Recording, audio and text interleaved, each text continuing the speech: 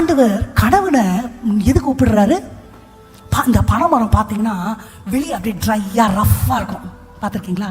கொஞ்சம் தண்ணி ஊற்றினா கொஞ்சம் மாய்ச்சர் ஆகிடுமே அப்படின்னு நமக்கு தோணும். ஆனால் உள்ளுக்குள்ளே பார்த்தீங்கன்னா மாமரம் தேக்கு மரம் மாதிரி இருக்காது. பனைமரம் எப்படி இருக்கும்? ஸ்பாட்ச் மாதிரி.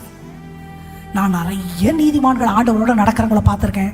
வெளியே பார்த்தா ரக்கடு மாதிரி இருப்பாங்க, உள்ளுக்குள்ளே பார்த்தா தகப்பன் இருதயம், அவ்வளோ சாஃப்ட் நேச்சர்.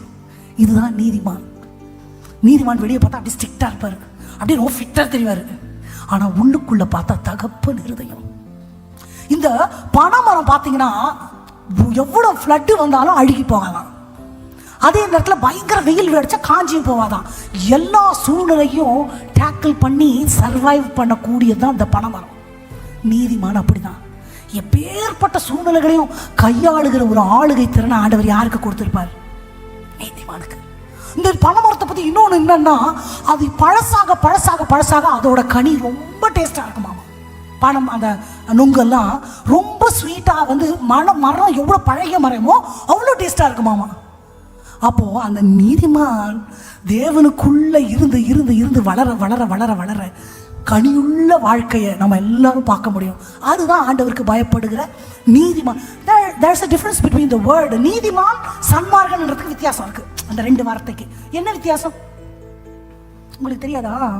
சன்மார்க்கன்னா அவங்களுக்கு ஆண்டவரை தெரியாது, உலகத்து மனுஷனாக இருப்பாங்க, ஆனால் ரொம்ப நல்லவங்களா இருப்பாங்க, நம்மளை விட நியாயமானவங்களா ஒழுக்கமானவங்களா நல்ல ஒரு ஆல்ஃபமேனாக இருப்பாங்க. ஆனால் ஆண்டவர் இருக்க மாட்டார். அவர்களை தான் வேதம் சன்மார்க்கன்னு கூப்பிடுது. அதே நற்குணங்களோட ஆண்டவரோடு கூட நடக்கிறவன் தான் நீதிமான். அந்த நீதிமானை பற்றி தான் நான் பேசிட்டு இருக்கிறேன். அந்த நீதிமான ஆண்டவர் பனைமரத்தை போல செழிக்க பண்ணுவார்.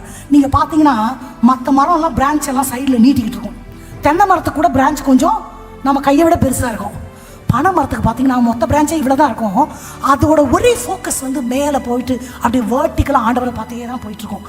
எல்லாரும் சாமானியர்கள் அந்த மரத்தில் ஏற முடியாது, அப்படியே போகும்.